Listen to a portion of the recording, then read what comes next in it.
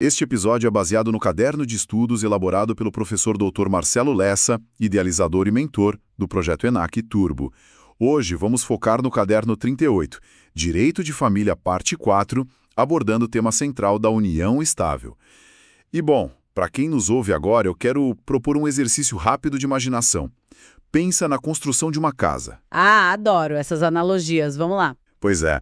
Geralmente a gente tem um projeto assinado, tem o alvará da prefeitura, tipo tudo formalizado e com carimbo antes de colocar o primeiro tijolo, né? Mas, às vezes essa casa é erguida só na base da confiança mesmo. Tijolo por tijolo, sem papel nenhum no começo. Sim, na coragem e na parceria, sabe?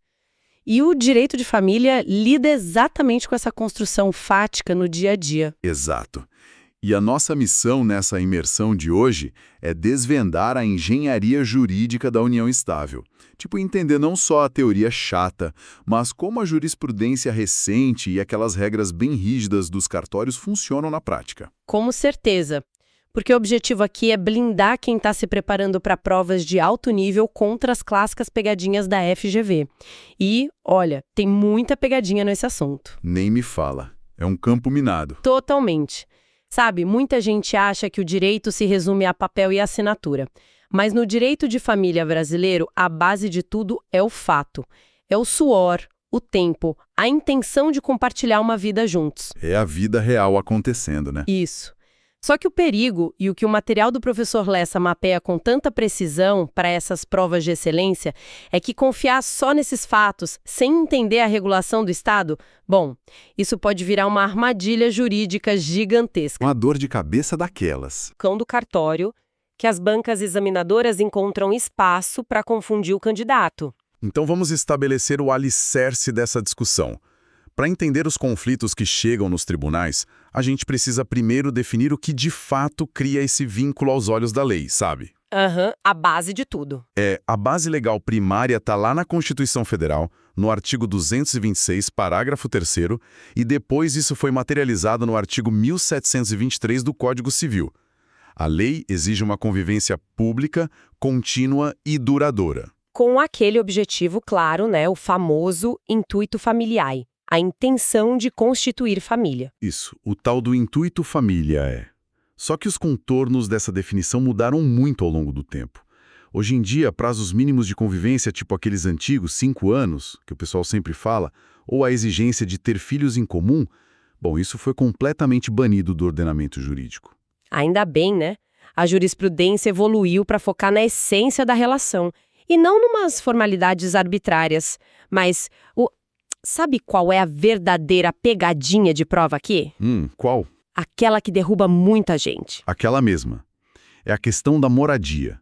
O Supremo Tribunal Federal, o STF, editou a súmula 382. E ela estabelece que a coabitação não é um requisito indispensável. Peraí, então não precisa morar sob o mesmo teto? Não precisa.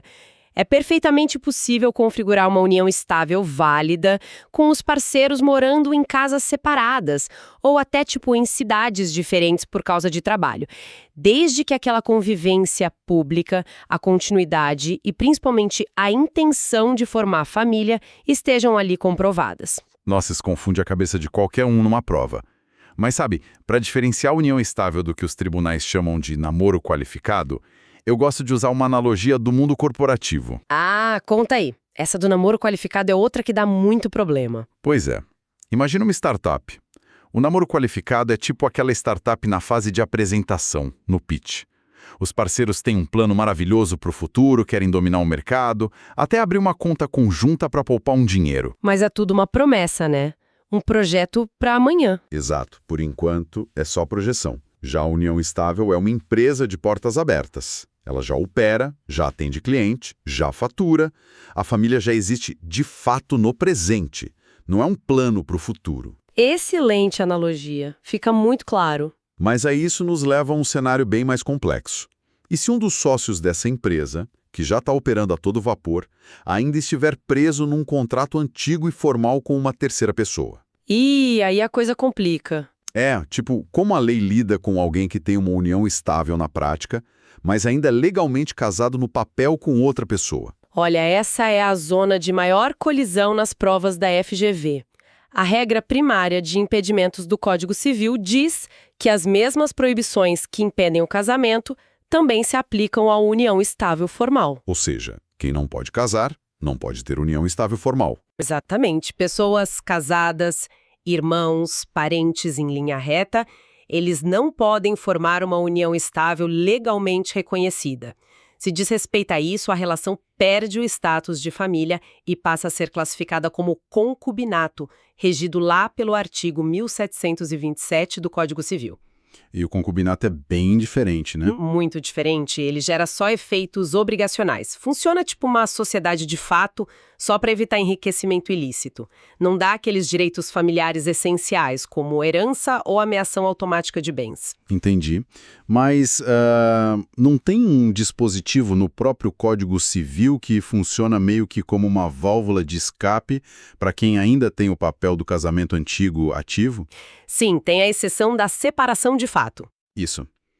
O parágrafo 1º do artigo 1723 diz que a pessoa casada, mas que se encontra separada de fato, pode constituir uma união estável perfeitamente válida. A lógica é que a separação de fato encerra aquela comunhão de vida do casamento anterior, certo? Certo, deixando a pessoa livre para que a nova realidade familiar seja reconhecida pelo Estado. O direito civil reconhece e protege, fim, essa nova família. Tá, mas então onde está a pegadinha? O problema começa quando a gente tenta transportar esse direito material para o sistema de registros lá no cartório. E é aqui que entra um conceito brilhante que o professor Lessa apresenta no caderno dele, o double check normativo. Double check normativo, gosto do nome. Como funciona? O candidato precisa olhar para o Código Civil, mas tem que fazer uma checagem dupla na norma registral. Se a pessoa separada de fato for até um cartório tentar formalizar essa nova relação no famoso livro E do Registro Civil, ela vai bater numa barreira intransponível. Sério? O cartório barra? Barra na hora. A Lei de Registros Públicos, aliada ao Código Nacional de Normas do CNJ, proíbe expressamente o registro de união estável de pessoas casadas, mesmo que estejam separadas de fato. O cartório vai exigir a averbação prévia do divórcio ou uma ordem judicial específica. Caramba, mas espera um pouco. Isso soa como uma contradição gritante. Se a Constituição diz que minha família existe com base nos fatos e o Código Civil valida porque eu estou separado de fato, como que um tabelião pode legar o carimbo? É paradoxal à primeira vista, né? Vuito. É tipo uma festa exclusiva. O direito civil é o dono da festa, me dizendo, tipo, pode entrar, você é VIP. A lei garante o acesso. Mas quando eu chego na porta, o segurança do cartório olha a prancheta do sistema e diz, seu nome não está aqui, a entrada é proibida. Por que o sistema registral tem esse poder todo? É que a função do segurança na porta não é julgar o seu afeto, sabe? É proteger a segurança do ambiente inteiro. O sistema registral trabalha com o princípio da segurança jurídica contra terceiros. Ah, entendi. Para evitar confusão para quem está de fora. Exato. Eles precisam evitar a todo custo a chamada bigamia documental. No mundo dos papéis, essa pessoa separada de fato ainda tem um assento de casamento ativo lá no livro B. Se o registrador simplesmente aceita a palavra do casal no balcão e abre um novo registro no livro E, o Estado estaria testando duas famílias simultâneas com fé pública. Nossa, imagina a insegurança para quem for comprar um imóvel dessa pessoa, por exemplo. Um pesadelo. O caos total. Então, o candidato tem que ter uma clareza cirúrgica na hora da prova. O reconhecimento judicial dessa união, provando a separação de fato num tribunal, é lícito. Mas o registro extrajudicial direto no balcão do cartório é vedado sem o divórcio prévio. Essa explicação do professor Lessa do Double Check resolve mesmo esse aparente paradoxo. Mas já que a gente está na porta do cartório falando de patrimônio, como fica a questão dos bens adquiridos? Porque se o casal vive em união estável e não assina nada, entra na comunhão parcial de bens, né? Exatamente. A regra padrão no silêncio é a comunhão parcial. Tudo que for comprado de forma onerosa durante a convivência é dos dois, mas eles podem alterar isso por contrato. Preferencialmente uma escritura pública registrada no livro E para ter validade contra terceiros. Perfeito. Mas olha essa situação. O que acontece se o casal viveu, digamos, 5 anos sem contrato, comprando carro, imóvel, tudo na comunhão parcial? Aí hoje eles decidem ir ao cartório assinar um pacto de separação total de bens. Eles podem aplicar essa separação total para o passado, para os últimos 5 anos. Ah, a famosa retroatividade? É tipo tentar desmisturar a farinha e os ovos de um bolo que já está assado. Dá para fazer isso no balcão do cartório? Essa analogia do bolo é perfeita. Não dá. Os bens daqueles 5 anos já se fundiram no patrimônio comum. A jurisprudência fechou totalmente as portas para essa retroatividade de balcão. Então não rola. Não. O STJ firmou entendimento lá no informativo 715 que essa alteração de regime em cartório tem efeito estritamente prospectivo, ou seja, eficácia ex nunc, dali para frente. Ex nunc. Bom termo para lembrar. O passado continua amarrado na comunhão parcial. O contrato no cartório é um escudo para o futuro, mas não é uma máquina do tempo para apagar o que já rolou. Faz todo sentido. Até porque se pudesse retroagir livremente, a fraude contra credores ia rolar solta, né? A pessoa se endivida, corre no cartório, põe separação total desde o início e passa tudo para o nome do parceiro. Exatamente isso. Para conseguir o efeito retroativo, que seria eficácia ex tunc, a via extrajudicial não serve. Vai precisar de uma ação judicial, onde o Ministério Público e o juiz vão investigar a fundo para garantir que ninguém está escondendo bens ou dando golpe em credor. Essa proteção a terceiros é uma constante no raciocínio do STJ. E mudando um pouco o foco, mas ainda falando de regime de bens, o fechamento lá do material do projeto ENAC Turbo traz um ponto que chove em prova, sobre a autonomia dos idosos. Ah, a regra dos maiores de 70 anos. Fundamental. Historicamente, a gente tem a separação obrigatória de bens para quem casa ou faz união estável depois dos 70. E aí tinha a famosa súmula 377 do STF, dizendo que os bens adquiridos com esforço comum ainda se comunicavam, mesmo nesse regime. Era uma confusão. Mas isso teve uma virada de chave, né? Uma virada de chave gigantesca foi consubstanciada no tema 1236 do STF. O tribunal entendeu que impor a separação de bens sem dar opção de escolha para o idoso fere a autonomia dele. Então a regra da separação legal agora é supletiva. Supletiva. Como assim na prática? Funciona assim. Se um idoso de 72 anos for formalizar uma união estável e não disser nada, aplica-se a separação legal e a súmula 377. Os aquestos se comunicam. Mas agora ele tem o poder de ir ao cartório e fazer uma escritura instituindo a incomunicabilidade absoluta dos bens. Caramba, ele constrói um muro em volta do patrimônio dele. Literalmente, ele afasta totalmente a incidência da súmula 377 se ele quiser. O Estado parou de presumir que todo idoso é, incapaz de administrar as próprias finanças e relacionamentos. Uma vitória para a autonomia privada, sem dúvida. Bom, a gente falou muito sobre gerir o patrimônio em vida, mas a gente tem que enfrentar a parte espinhosa. E quando a união termina pela morte? E pior, quando tem relacionamentos paralelos cruzando o caminho. É aí que o sistema é testado de verdade. Pois é, a gente sabe que na nossa sociedade muita gente mantém a família oficial e, ao mesmo tempo, uma segunda relação pública e duradoura.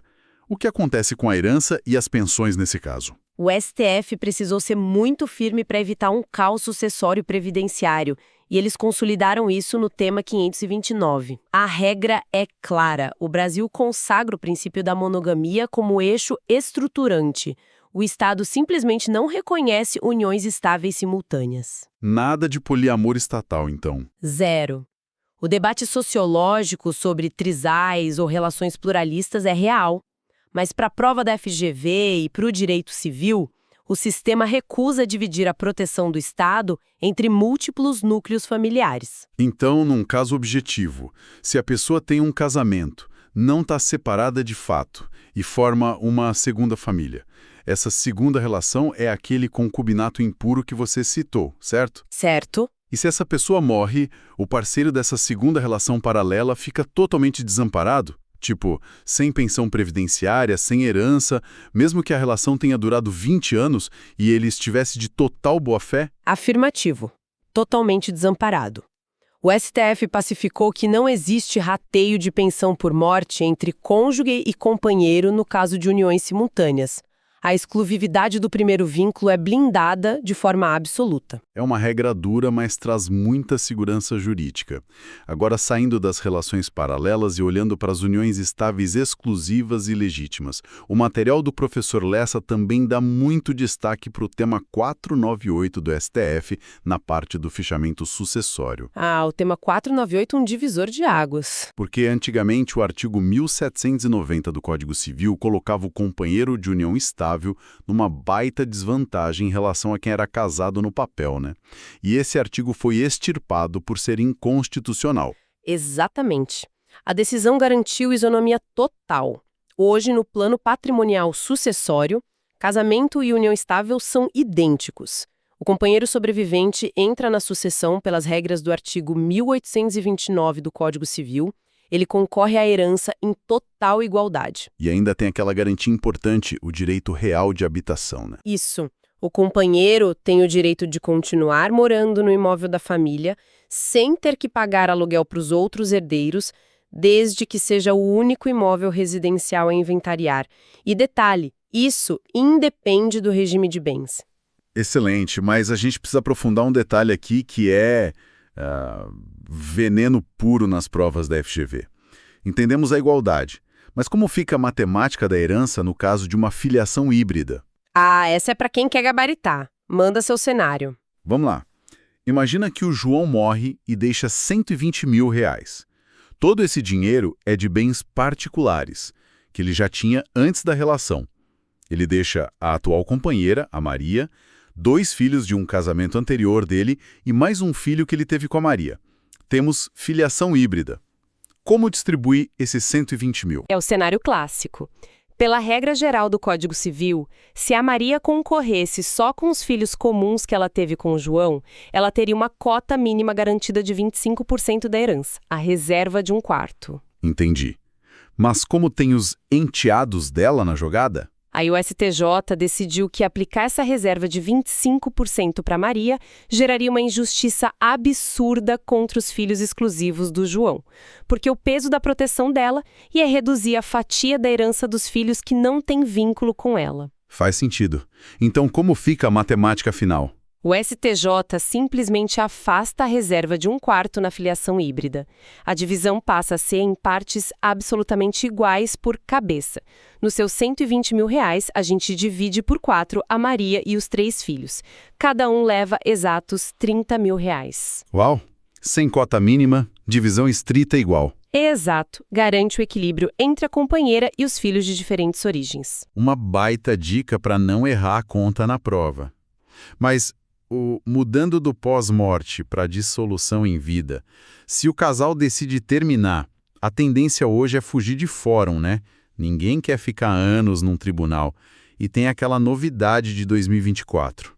A Resolução 571 do CNJ, uma inovação brilhante de desjudicialização. Pois é, ela permitiu dissolver a união estável direto no cartório de notas. Até aí, ótimo. Mas e se tiver filhos menores ou a mulher estiver grávida? Pode fazer no cartório. Pode sim, mas atenção, tem uma bandeira vermelha gigante da FGV aqui. Pode fazer no cartório desde que as questões sobre as crianças, tipo guarda, visitas e pensão alimentícia, já tenham sido resolvidas e homologadas por um juiz antes. Peraí, então os pais não podem chegar no balcão do cartório com tudo combinado e pedir para o tabelião assinar o fim do relacionamento e a guarda junto? De jeito nenhum. O cartório resolve de quem é o carro, quem fica com a TV, mas não decide a vida do incapaz. O consenso dos pais não basta para definir a proteção da criança. O Ministério Público e o juiz precisam avaliar se aquele acordo não prejudica o menor. Ah, entendi. Eles separam as coisas. Totalmente. O vínculo do casal e a partilha dos bens foram desjudicializados. Mas a proteção da criança continua sendo monopólio do Estado juiz. Eles pegam a decisão do juiz sobre os filhos, levam para o cartório e resolvem a vida patrimonial deles de forma super rápida. Um sistema bem desenhado para dar agilidade sem abandonar os mais vulneráveis. Bom, a gente está caminhando para o fim da nossa imersão. É hora daquela revisão de tiro rápido das palavras-chave do caderno 38 do professor Lessa. Vamos lá? Preparada. Primeiro, o livro é registro extrajudicial. É facultativo para a união existir no mundo dos fatos, mas é um escudo indispensável contra terceiros e para evitar a bigamia documental. Perfeito. Segundo, a eficácia ex nunc no cartório. Contrato de alteração de regime de bens no tabelionato não volta no tempo. Não tem retroatividade extrajudicial de regime de bens. Passado a passado, exato. Terceiro, o tema 529 do STF. Monogamia estrita. O Estado não ampara parceiro de concubinato impuro com rateio de pensão. Nem com boa-fé, não tem exceção. E quarto, o tema 498. Plena igualdade sucessória. União estável e casamento sentam na mesma mesa para dividir a herança, inclusive com um direito real de habitação garantido. Uma síntese fantástica, direto ao ponto para quem está acompanhando. E para amarrar tudo, o material do projeto ENAC Turbo traz uma reflexão que vai além de marcar um X na prova. O professor Lessa usa uma passagem de Provérbios, capítulo 20, versículo 3. Qual é a passagem? Honrado é o homem que se desvia de questões em disputa. E ele traz isso para lembrar que dominar essas regras é se tornar um guardião da justiça multiportas. Quando você entende como usar os cartórios para pacificar uma dissolução, você ajuda a desafogar o judiciário. Você dá paz social para famílias que estão num momento tão difícil com muito menos atrito. É um impacto real na vida das pessoas, né? Não é só teoria. Exato, é um ato de cidadania. E com esse olhar prático, na mente, eu quero deixar uma provocação para quem está nos ouvindo. A gente falou muito sobre cartório físico, livro B, livro E, tudo com base no patrimônio tradicional. Mas a economia hoje voa. Voa mesmo. Como fica a segurança de quem vive em união estável não registrada quando o patrimônio é formado por, sei lá, carteira de criptomoeda, negócio puramente virtual ou milhões de milhas aéreas? Nossa, um baita desafio. Pois é. Como que esse sistema rígido e físico de cartórios vai se modernizar a tempo de rastrear e proteger um parceiro de ter o patrimônio digital inteiro transferido com um clique no celular? Fica essa pulga atrás da orelha para a gente observar os próximos capítulos do Direito Civil. Vai ser interessante acompanhar isso. Sem dúvida. E com base nisso, a gente pergunta para quem está acompanhando a gente, qual é aquele assunto específico de edital, aquele que tira o seu sono, que vocês gostariam de ver desvendado no nosso próximo encontro? Deixem os comentários para a gente. E a gente vai olhar todos, viu? Com certeza. Podcast produzido a partir do conteúdo do projeto ENAC Turbo, sob a autoria e orientação do professor Dr. Marcelo Lessa. Se esse conteúdo te ajudou, não esqueça de se inscrever no canal, compartilhar e ativar o sininho das notificações. Assim, o YouTube te avisa imediatamente assim que o próximo resumo for liberado. Até a próxima! Até mais!